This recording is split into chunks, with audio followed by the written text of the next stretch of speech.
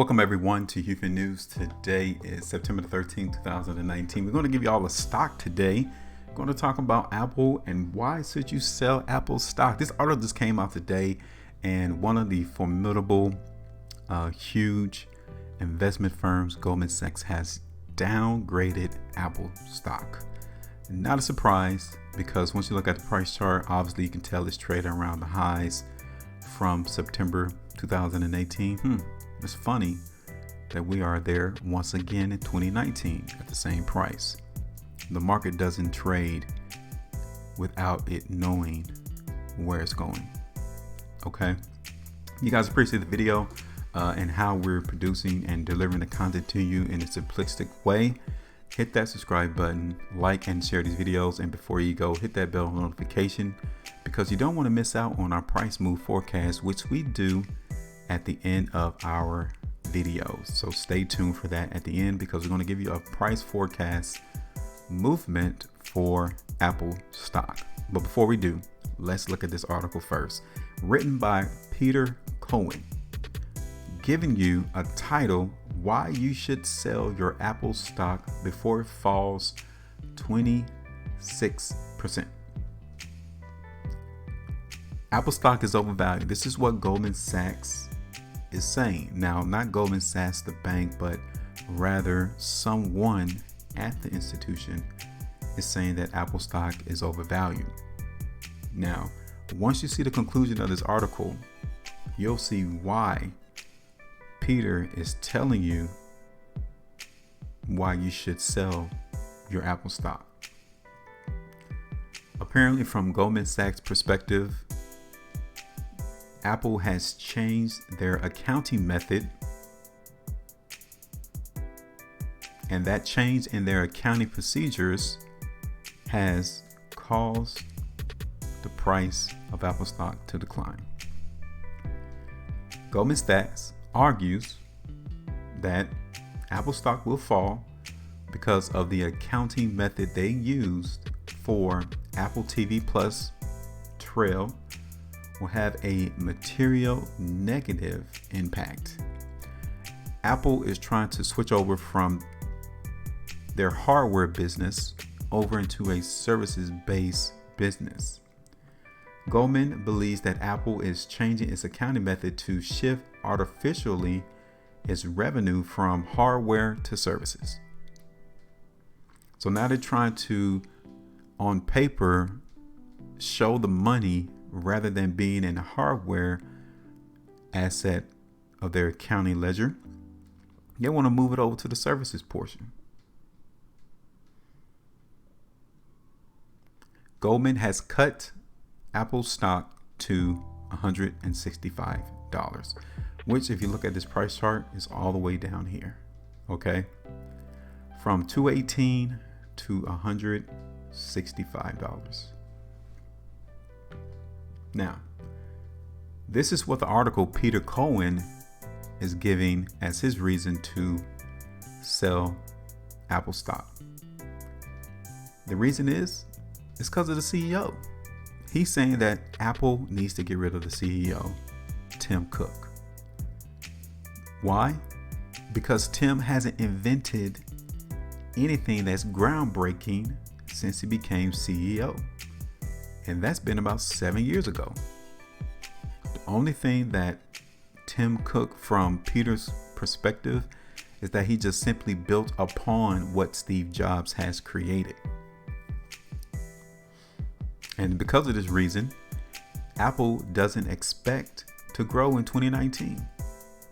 January of this year, Apple forecasts a 4% decline in revenue. Why? Because they haven't been inventing new hardware, new phones, new iPods, new tablets. It has just been revised with colors. Now, what does it mean for a CEO to invent something groundbreaking? Well, in Apple's case, groundbreaking innovation means targeting a large existing market, such as MP3 players, such as cell phones and tablets, and building a much better physical product for those segments. And then on top of those hardware devices that you create killer apps to transition your revenue from hardware into the services perspective.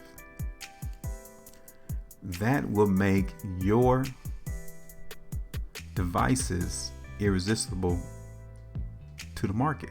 They'll buy it. Now, under Steve Jobs, he made groundbreaking innovations. He created the iPod, the iPhone, tablets, created iTunes, to a point to where the market wanted to buy it. Now, by that definition, when you look at Cook, he hasn't been innovative. But then Peter writes, why would anyone expect that he could do that? He came to Apple as a supply chain expert, and he hasn't broadened his skill since he became CEO. Peter doesn't consider Apple Watch to be groundbreaking.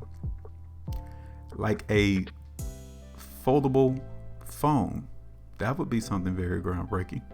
Oh, Samsung has already created one. But the reason is that he has offered new versions, like I just said earlier, of the innovation that Steve Jobs created. That's all he's done. Tim Cook's inability to innovate has caused Apple to fall behind rivals like Samsung. And since its biggest market, the smartphone, is maturing, Apple revenues have started to fall, and that's why they have decided to switch over their accounting methods. Now, Apple must invest in new growth opportunities analogous to what Steve Jobs did with iPod, iPhone, and iPad. Those products created rapid growth for Apple, and since the iPhone and Apple TV are mature products, they will not produce such rapid growth. Now, according to Peter, if Apple could appoint a CEO who could innovate, then the future is bright for Apple. But his advice to the Apple board: hire a CEO who can innovate. Now, Goldman Sachs says that they are reducing the price target of Apple stock to $165 because of a switch of their accounting methods. But Peter, in this article, is talking about they need to get rid of their CEO. Now, what do you think? Either way it go, the market did not take kindly to Goldman Sachs downgrading Apple's stock price. Stock closed down for the week, 1.94%. And what we have here, we're about to go into our price forecast for Apple stock. We have given this to our apprentice members. We were looking for Apple to move higher in price, and we created this on a weekly time frame. And throughout the week, the market was right here trading when we created this price target. And ever since then, we saw the market come all the way up here to a high of $226.42. So you could have walked out the market 5.87% richer than where you were prior to us putting this price target on. Even for today, you can still be in a profitable position, 2.29%. So either way it go, you're profitable. And that's all that matters in trading. So now let's talk about it going forward though. They're looking for, talking about Goldman Sachs, looking for Apple stock to go all the way down to $165, right? So I'm gonna bring it all the way down to 165. About a 24.5% decrease from where we are today, right? Now, obviously that's gonna take a couple of weeks in order for the market in Apple to get that low. But obviously, you don't see that on the daily time frame. Okay. The weekly time frame. Yes, we are seeing weakness in the market because we close off of the highs of this current week. But is it worth coming down to 165?